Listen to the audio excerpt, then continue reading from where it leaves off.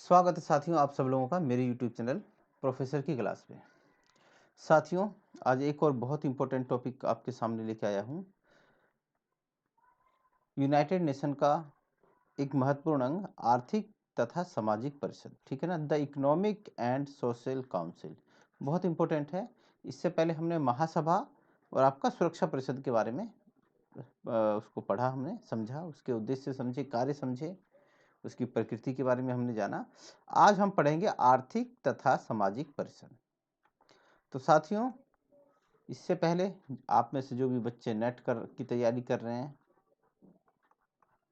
Set की तैयारी कर रहे हैं, जेआरएफ निकालना चाहते हैं, पीजीटी का एग्ज़ाम क्लियर करना चाहते हैं, बीए कर रहे हैं पॉलिटिकल साइंस से, एमए कर रहे हैं पॉलिटिकल साइंस से, या कोई भी कंपटीशन एग्ज़ाम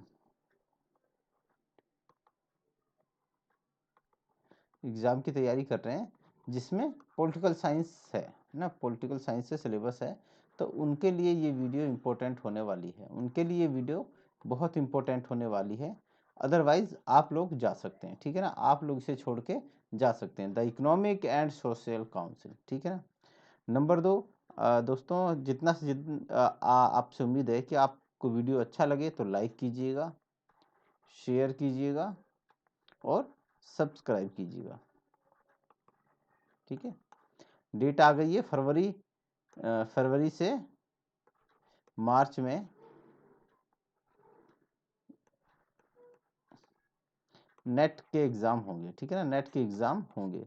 तो आप मान के चलिए फरवरी मार्च या ज़्यादा अप्रैल तक ये एग्ज़ाम हो जाएंगे, अब इससे ज़्यादा देरी होगी नहीं। आज से शायद इसका फॉर्म 29 ऑफ दिसंबर से इसका फॉर्म भी फिलअप करना स्टार्ट हो जाएगा और 17 जनवरी तक इसकी लास्ट डेट है। तो आप इस चीज़ का ध्यान रखिएगा, इससे पहले आप अपना फॉर्म जमा कर लीजिएगा, ठीक है ना। शायद सामान्य के लिए 1100 रुपये है, ठीक है ना, जनरल के लिए, ओबीसी के लिए 550 है और SC ST के लिए 225 है, ठीक है ना। तो ये शायद इसकी फीस है, ठीक है। तो आप सब लोग भरिएगा। एज है 31 ईयर्स है जनरल के लिए, और SC ST के लिए क्या है 36। ये किसके लिए है? ये है आपका JRF के लिए, JRF, ठीक है ना। और नेट के लिए कोई एज नहीं है, नेट के लिए कोई एज नहीं है, ठीक है ना, नेट के लिए कोई एज की एलिजिबिलिटी नहीं है। आपने 55% नंबर्स अगर आपके एमए में हैं तो आप ये एग्ज़ाम दे सकते हो, ठीक है ना। और अगर नहीं भी हैं, आप एमए में हो, अभी एमए कर रहे हो, तो भी आप ये एग्ज़ाम दे सकते हो। तो जो बच्चे एमए में हैं वो भी इस एग्ज़ाम को ज़रूर दें, क्योंकि उनको थोड़ा सा एक्सपीरियंस हो जाएगा कि भाई नेट जेआरएफ में जो है आपके क्वेश्चन किस तरह के आते हैं। तो ये अनुभव भी जरूरी है, ठीक है ना, बाद में ही लेना है तो अभी क्यों नहीं। चलिए दोस्तों शुरू करते हैं आज की क्लास। आर्थिक तथा सामाजिक परिषद, the economic and social council बहुत इंपॉर्टेंट है दोस्तों, इसको आज समझेंगे। आर्थिक और सामाजिक परिषद इस धारणा पर आधारित है कि अंतर्राष्ट्रीय शांति केवल राजनीतिक विवाद, अभी हमने जितना भी अध्ययन किया, जितना भी हमने समझा, चाहे राष्ट्रीय हित समझ की धारणा देखी हो, हमने यथार्थवादी देखा हो, चाहे नव यथार्थवाद देखा हो, सब पे कहाँ ज्यादातर जोर दिया गया था, इसको एक राजनीतिक विवाद समझ रहे थे। अंतर्राष्ट्रीय शांति को हम किससे जोड़ रहे थे कि भाई राजनीति में जो विवाद होते हैं उससे शांति भंग होती है ना। अंतर्राष्ट्रीय राजनीति में दो राष्ट्रों के मध्य में या दो से अधिक राष्ट्रों के मध्य में जो विवाद, जो युद्ध होते हैं, जो संघर्ष होता है, तो वो उसको हम किससे कर रहे थे, उसको हम राजनीतिक विवादों के समाधान पर ही निर्भर थे, ठीक है ना, कि हम आपस में आएंगे, कूटनीति करेंगे, ठीक है, वार्तालाप करेंगे, संधियां करेंगे, समझौता करेंगे, सैन्य शक्ति इकट्ठा करेंगे, ठीक, इन सब चीजों पे हम जोर दे रहे थे, जो क्या है एक प्रकार से राजनीतिक तरीका है समाधान का, ठीक है ना। लेकिन ऐसा नहीं है दोस्तों कि भाई आप सोचो कि राजनीति के जरिए ही सारी चीजें आप कर लोगे, ऐसा कुछ नहीं है, ठीक है ना। क्या है कि भाई अंतर्राष्ट्रीय राजनीति में समस्याएं जो होती हैं राजनीति की नहीं होती हैं, यहाँ पे आर्थिक समस्याएं भी होती हैं, सामाजिक समस्याएं भी होती हैं, सांस्कृतिक समस्याएं भी होती हैं, तो अन्य अन्य तरह कई तरह की ये समस्याएं होती हैं। और इन समस्याओं के लिए आपको जो कार्रवाई भी होगी, जो प्रयास भी होगा, वो भी इसी के अकॉर्डिंग ही करना पड़ेगा, ठीक है ना? इसका नाम ही आप देख रहे हो, आर्थिक और सामाजिक परिषद। क्या? आर्थिक, मतलब ये आर्थिक मुद्दों से संबंधित है। आर्थिक मुद्दे, ठीक है ना? आर्थिक मुद्दे कुछ भी हो सकते हैं। आर्थिक मुद्दे आपकी आय और व्यय की समानता, असमानता हो सकती है। गरीबी अमीरी का मुद्दा हो सकता है। इक्वल वेतन ना मिलना, ये हो सकता है। औद्योगिकरण हो सकता है, ठीक है? तो ये हो सकता है सामाजिक मुद्दे, ठीक है ना? ये चीज है। तो ये क्या है? आर्थिक और सामाजिक, ठीक है? अब क्या है कि शांति केवल राजनीतिक विवादों के समाधान पर ही निर्भर नहीं करती है कि भाई आपने राजनीतिक विवादों का समाधान कर लिया तो शांति हो जाएगी, ऐसा नहीं है। अगर पूरे संसार में एक तरफ बहुत अमीर लोग होंगे जो क्या करेंगे, बहुत ज्यादा सुख भोगेंगे, और एक तरफ बहुत ज्यादा गरीब लोग होंगे जिनके पास 2 वक्त खाने की रोटी नहीं होगी, है ना, जो खाने बुनियादी आवश्यकताओं से दूर होंगे, तो वो क्या कर देंगे? वो क्रांति कर देंगे, ठीक है ना? अपने अधिकार की मांग कर देंगे, क्रांति कर देंगे, युद्ध कर देंगे, छेड़ देंगे, है ना? तो तो ये चीज है। दूसरा, अगर कोई सामाजिक वर्ग को उसके अधिकार नहीं मिले हैं, उसको समानता नहीं मिल रही है, जाति के नाम पे भेदभाव है, नस्ल के नाम पे भेदभाव है, लिंग के आधार पर भेदभाव है ना, तो वो भी क्या करेगा? वो भी तो संघर्ष करेगा ना, वो भी युद्ध करने की स्थिति में आ जाएगा, युद्ध करेगा, अपने अधिकारों की मांग करेगा।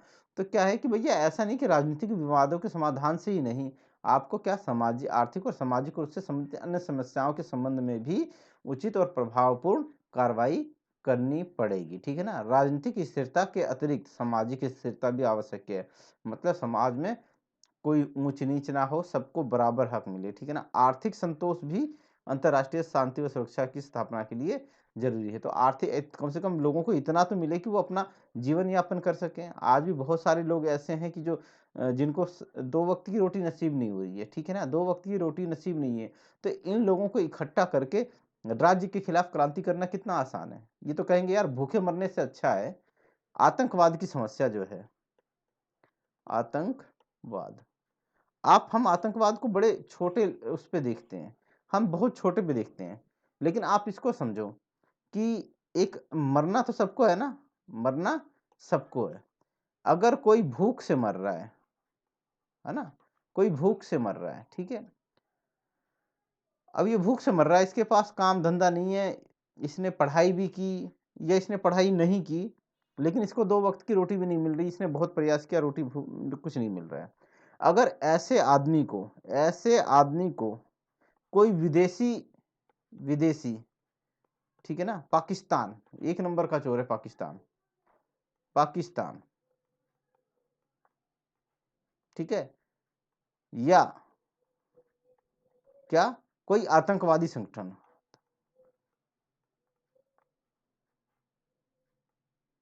संगठन इस आदमी को दे दे कि भैया ऐसा है, मैं तुम्हें एक बंदूक दे रहा हूं, एक क्या दे रहा हूं, AK-47 दे रहा हूं, ठीक है, AK-47 दे रहा हूं, और बुलेट्स दे रहा हूं ढेर सारी, और क्या दे रहा हूं आपको, ग्रेनेड दे रहा हूं। आप क्या करना है कि आपको उठा के ये बंदूक, ये AK-47 भीड़ में चला देना है, जहां पे भीड़ देखना है चला देना है, और 8-10 ये हैंड ग्रेनेड छोड़ देने हैं, ठीक है ना। और बदले में मैं आपको ढेर सारा दे रहा हूँ, 10 लाख रुपया दे रहा हूँ, 10 लाख रुपया दे रहा हूँ, 5 लाख रुपया दे रहा हूँ, ठीक है ना, 5 लाख रुपया दे रहा हूँ, 10 लाख रुपया दे रहा हूँ, और भी इसके बाद जब आप ये काम कर दोगे तो भी आपको बहुत सारा पैसा दूंगा, है ना।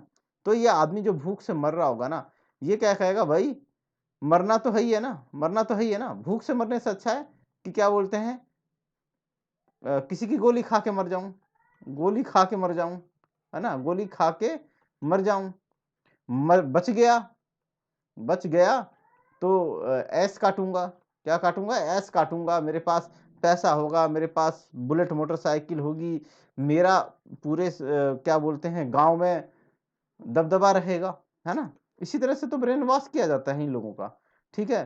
तो वो क्या कहेगा कि यार, और अगर मैं मर भी गया तो कोई बात नहीं, कम से कम मेरी बीवी, बच्चे, माँ बाप को भूखा तो नहीं मरना पड़ेगा ना, को भूखा तो नहीं मरना पड़ेगा ना, है ना। तो ये बात जब उसके दिमाग में आ जाएगी ना कि भाई मेरे को मरना है, मैं भूख से मरने की जगह मैं ये वाली मौत मरना पसंद करूंगा, कम से कम मेरी फैमिली के लिए तो वो हो जाएगा ना। तो ऐसे में क्या, ये एक संकीर्ण सोच है, ये उनकी एक संकीर्ण सोच हो जाती है, छोटी सोच हो जाती है। लेकिन कहीं ना कहीं ये जो कारण है ना, ये आर्थिक संतोष से जुड़ा हुआ है, आर्थिक संतोष से जुड़ा हुआ है। आप कहीं देखोगे किसी पैसे वाले को, जिसके पास रोज नौकरी है, जिसके पास नौकरी है, क्या है, नौकरी है, उसको अगर किसी आतंकवादी ने कह दिया ना कि भैया ये बंदूक ले और जाके चला दे भीड़ में, तो कहेगा अरे पागल, मैं तेरे ऊपर ना चला दूं, कहेगा ना, कहेगा मैं तेरे ऊपर ना चला दूं, मेरे को क्या जरूरत पड़ी है भीड़ में नौकरी बंदूक चलाने की, और ये गलत काम है। क्या है, ये गलत काम है। मैं जिस देश में रहता हूं उस देश को नागरिकों को मार दूं मैं, तो ये गलत काम है कि नहीं है ना, वो कहेगा। क्यों? क्योंकि उसका पेट भरा हुआ है दोस्तों, है ना, पेट भरा हुआ है। जब पेट भरा होता है तो आदमी आगे की सोचता है, लेकिन जब आदमी का पेट खाली होता है ना, तो वो फिर सोचता है यार जो ये दे रहा है ना 5-10 लाख रुपए, ये रख लेता हूँ और बंदूक चला देता हूँ, भूखे मरने से तो अच्छा है किसी की गोली खा के मर जाऊंगा कम से कम। चलिए दोस्तों, ये आतंकवाद का मुद्दा है, कभी आतंकवाद पे कोई लेक्चर बनाऊंगा ना बढ़िया सा, बढ़िया सा। क्या होगा, जैसा होगा वैसे ही होगा वो लेक्चर, तो आतंकवाद में कोई मैं अपनी तरफ से विशेष नहीं जोड़ सकता।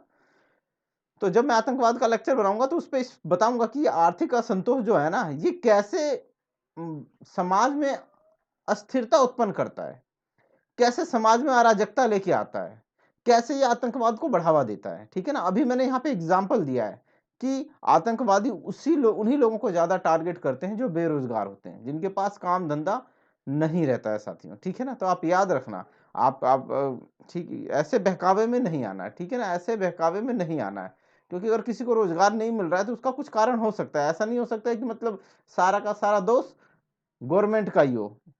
ठीक है ना, गवर्नमेंट का ही हो, और गवर्नमेंट का भी दोष है तो हमें कोई हक नहीं है कि हम किसी निर्दोष की हत्या करें। चलिए दोस्तों, मैंने आपको यहां तक समझाया, एक छोटा सा एक मैंने आपको आइडिया दिया कि भाई सामाजिक, आर्थिक और सामाजिक परिषद है, ये मानता है कि भाई सारे राजनीतिक विवादों को विवादों को सुलझा देने से ही मतलब शांति सुरक्षा नहीं आएगी, है ना।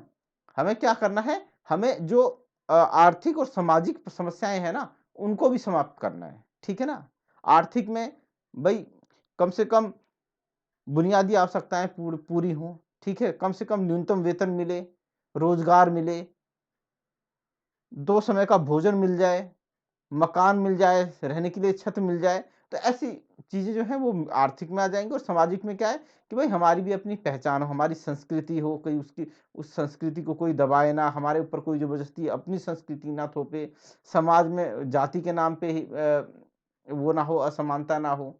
ठीक है, तो वर्ग भेद ना हो, ये सारी चीजें सामाजिक उसमें आ जाएंगी। तो इसी वजह से इसका वो गठन किया गया था।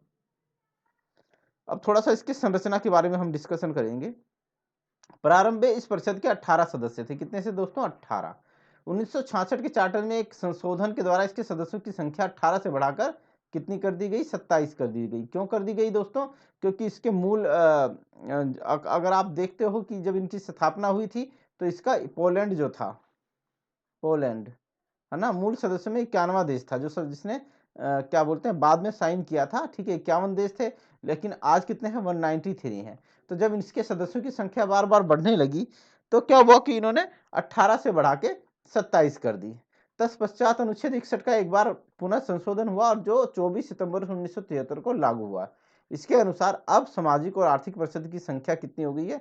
54 हो गई है। ठीक है ना, तो आपसे क्वेश्चन पूछेगा कि सोशल एंड इकोनॉमिकल काउंसिल, है ना, काउंसिल की सदस्य संख्या कितनी है? सदस्य संख्या कितनी है ना। तो आपको क्या, आपको ऑप्शन देगा 18, 27, 61, 54 ऐसे दे देगा। तो आपको याद रखना है 54 है। ठीक है ना, 54 है। स्थापना के समय पूछेगा, स्थापना के समय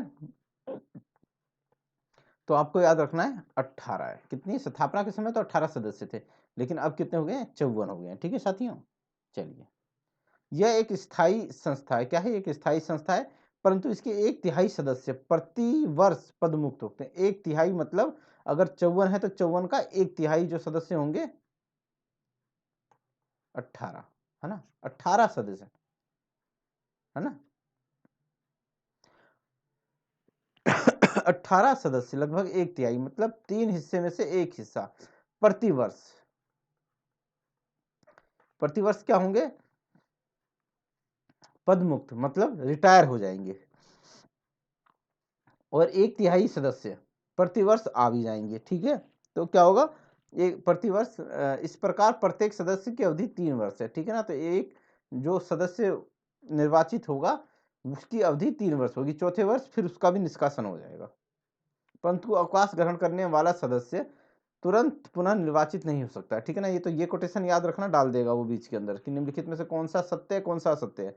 तो जो तुरंत निर्वाचित हो, जो तुरंत जिसको निकाला गया होगा, अवकाश दिया गया होगा ना, वो तुरंत निर्वाचित नहीं हो सकता है, कुछ समय बाद होगा। क्यों? क्योंकि इसमें बारी बारी सबको सदस्यता देनी है। ऐसा नहीं है कि मतलब एक को सदस्य बना दिया तो बार बार उसी को सदस्य बनाएंगे, नहीं। इसमें पूरे विश्व के सबको बारी बारी मौका मिलेगा। परिषद में प्रत्येक सदस्य राज्य का एक ही प्रतिनिधि होता है। ठीक है ना? क्या होता है? एक प्रतिनिधि होता है। महासभा में कितने प्रतिनिधि भेजने का हक था? वोट तो एक था, प्रतिनिधि 5 तक भेज सकते थे। यहाँ पे एक ही प्रतिनिधि होगा। कितना होगा? एक ही प्रतिनिधि होगा साथियों। मतदान की प्रक्रिया का जिक्र कर लेते हैं। अब इसमें इकोनॉमिकल एंड सोशल काउंसिल के अंदर में प्रत्येक सदस्य का सिर्फ एक मत है। कितना है? एक मत देने का अधिकार है। अर्थात संयुक्त राष्ट्र के अन्य अंगों की भांति आर्थिक और सामाजिक परिषद में प्रत्येक निर्वाचित राज्य का एक सदस्य बैठकों में भाग लेगा। ठीक है, सही बात है। और इसमें निर्णित उपस्थित मतदान देने वाले सदस्यों का साधारण बहुमत। अब अगर कोई निर्णय लिया जाना है, कोई निर्णय लिया जाना है तो वो किससे होगा? वो साधारण बहुमत से होगा। साधारण बहुमत मतलब आधा जमा में एक। ठीक है ना? आधा जमा में एक। तो 54 है, सॉरी 50 लिख दिया, 54 है तो 54 का कितना हो जाएगा? 28 हो जाएगा। 28 ये बहुमत बन गया इसका। ठीक है ना? कितना हो गया? ये बहुमत बन जाएगा इसका। ठीक है साथियों,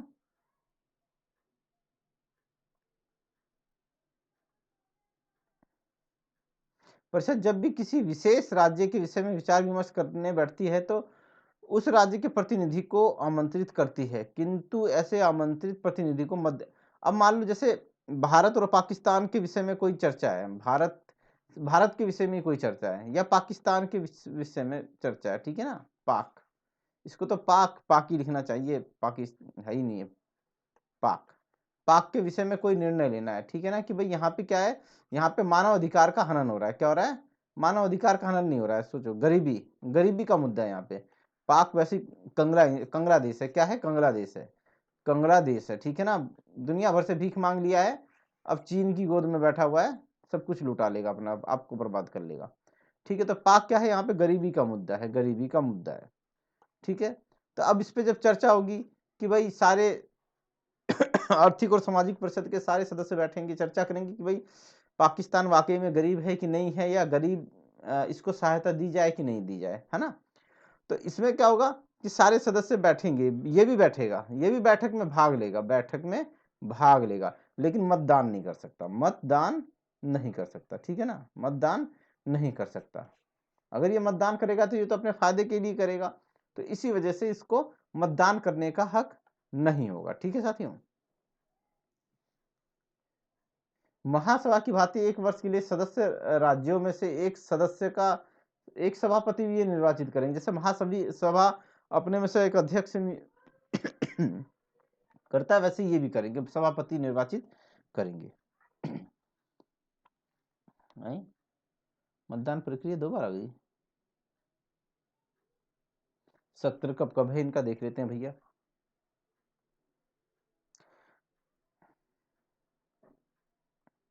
आर्थिक और सामाजिक परिषद हर वर्ष 5 सप्ताह का एक महत्वपूर्ण सत्र आयोजित करती है। क्या? हर वर्ष 5 सप्ताह का एक। ठीक है ना? 5 सप्ताह का एक लगभग 1.25 महीना हो गया। इन सत्रों का बारी बारी से न्यूयॉर्क और जिनेवा में आयोजन किया जाता है। कहाँ आयोजन किया जाता है? न्यूयॉर्क में किया जाता है और जिनेवा में, याद रखना, ठीक है ना। मुख्य सत्र के दौरान एक उच्च स्तरीय बैठक आयोजित की जाती है जिसमें मंत्रियों के साथ साथ वरिष्ठ अधिकारी भी भाग लेते हैं। इस बैठक में महत्वपूर्ण आर्थिक और सामाजिक मुद्दों पर चर्चा की जाती है। तो आपसे पूछेगा कि सामाजिक आर्थिक उसमें किन मुद्दों को उठाया जाता है, तो उन मुद्दों को उठाया जाता है जो आर्थिक और सामाजिक हो, ठीक है ना। राजनीतिक मुद्दा इसमें नहीं की चर्चा नहीं होगी इसके अंदर, याद रखना। आपसे ऑप्शन दे देगा कि सामाजिक, आर्थिक, राजनीतिक, ठीक है। फिर नीचे ऑप्शन होगा सामाजिक आर्थिक, फिर होगा सामाजिक राजनीतिक, आर्थिक राजनीतिक, उपरोक्त सभी। तो आपको याद रखना है कि सामाजिक और आर्थिक मुद्दों पर ही चर्चा की जाएगी। राजनीतिक वालों पे तो उन पे महासभा और उसमें चर्चा की जाती है। अब इनके कार्य क्या हैं, अब एक बार उस पर डिस्कशन करेंगे हम लोग। अब निम्नलिखित कार्य बताए गए हैं। वह अंतर्राष्ट्रीय आर्थिक, सामाजिक, सांस्कृतिक, शैक्षिक, स्वास्थ्य तथा पर अध्ययन कर सकती है, ठीक है ना। तो ये सारे कौन कौन से मुद्दे हैं? आप देखोगे आर्थिक है, सामाजिक है, सांस्कृतिक भी यही है, और शैक्षिक, स्वास्थ्य है। इनसे जुड़े हुए मुद्दों पे काम करेगी ये, इससे बाहर काम नहीं करती। तथा इस विषय में महासभा संयुक्त राष्ट्र के सदस्यों तथा विशिष्ट अभिकरणों को रिपोर्ट दे सकती है। तो इस विषय में वो क्या करेगी? अध्ययन करेगी, और महासभा और संयुक्त राष्ट्र के सदस्यों तथा विशिष्ट अभिकरण जो हैं उनको अपनी रिपोर्ट सौंप सकती है, ठीक है। इन सबके मानवीय अधिकारों, ठीक है ना, मानवीय अधिकारों तथा मौलिक स्वतंत्रताओं के आदर तथा लागू करने के लिए सतुति दे सकती है कि भाई यहाँ पे क्या हो रहा है कि मौलिक अधिकार लागू नहीं हो रहे हैं, यहाँ पे मानव अधिकार लागू नहीं हो रहे हैं, इनके पास मौलिक स्वतंत्रता नहीं है, इसको लागू करना चाहिए, इसका भी सुझाव वो दे सकती है। ये अपनी क्षमता के अंतर्गत आने वाले विषयों से संबंधित अभिसमयों के महालेखा महासभा को प्रेषित करती है, ठीक है जी। संयुक्त राष्ट्र द्वारा निर्धारित नियमों के अनुसार अपनी क्षमता के अंतर्गत आने वाले विषयों से संबंधित मामलों का सम्मेलन बुला सकती है। तो जो इसके अधिकार क्षेत्र में जो भी मामले आते हैं उससे संबंधित मामलों पे क्या कर सकती है? सम्मेलन बुला सकती है, ठीक है ना, सम्मेलन बुला सकती है। सुरक्षा परिषद की प्रार्थना पर यह सुरक्षा परिषद को सूचनाएं प्रेषित कर सकती है तथा सहायता कर सकती है। तो उनको सूचनाएं दे सकती है और उनकी उसकी सहायता कर सकती है, किसकी? सुरक्षा परिषद की। आर्थिक तथा सामाजिक परिषद महासभा की संस्तुतियों के पालन हेतु जब कार्य संपादन करती है तो जो इसकी क्षमता के अंतर्गत, अब इसकी जो क्षमता के अंतर्गत होगा ना ये वही काम करेगी, ऐसा नहीं है कि ये कोई भी काम कर देगी, नहीं, जो इसकी क्षमता के अंतर होगा, ठीक है ना। और क्या करेगी? आपका महासभा की संस्तुतियों के पालन हेतु, ठीक है। महासभा के अनुमोदन से सामाजिक, आर्थिक, सामाजिक परिषद सदस्यों तथा विशिष्ट एजेंसी की प्रार्थनाओं पर सेवाएं अर्पित कर सकती है, उन्हें सेवाएं दे सकती है भाई, अगर अगर महासभा अगर अनुमोदन करे तो। उपयुक्त कार्यों के अतिरिक्त यह चार्टर के अंतर्गत निर्दिष्ट महासभा द्वारा बनाए गए सभी कार्यों को संपादन करेगी। अब ले दे के आप देखोगे महासभा के दिए हुए कार्य होंगे, और आर्थिक, सामाजिक, शैक्षणिक, सांस्कृतिक, इस तरह के और स्वास्थ्य से संबंधित मुद्दे उन पर ज्यादा काम करती है। ये अनुच्छेद 65 के अनुसार यह महासभा की सिफारिशों को क्रियान्वयन के संबंध में ऐसे कार्य कर सकती जो उसकी अधिकारिता में आते हों। वह उन दूसरे कार्य, सभी कार्यों को भी कर सकती जो संयुक्त राष्ट्र चार्टर के अन्यत्र दिए हैं अथवा महाभियोग द्वारा से महासभा द्वारा उसे सौंपे गए हैं। अब उसके अलावा और भी अगर कोई ऐसा कार्य है जो चार्टर में दिया गया है या महासभा ने उसको दिया है तो वो भी कार्य करेगी, ठीक है ना। गरीबों, घायलों, अशिक्षितों को सहायता करके आर्थिक तथा सामाजिक परिषद विश्व शांति की स्थापना में सहायता करती है, सभी प्रकार के लोगों की जीवन सुरक्षा करने का प्रयत्न करती है। तो ये दोस्तों मोटी मोटा इसका था, बहुत कुछ इसके अंदर ज़्यादा था नहीं समझाने के लिए, तो ये मैंने आपको समझाने की कोशिश की। छोटा था लेक्चर काफ़ी। चलिए दोस्तों, अगर आप लोगों को वीडियो अच्छा लगा हो तो ज़्यादा से ज़्यादा लाइक कीजिएगा, शेयर कीजिएगा, ठीक है, क्या लाइक शेयर कीजिए, ठीक है ना, सब्सक्राइब कीजिए।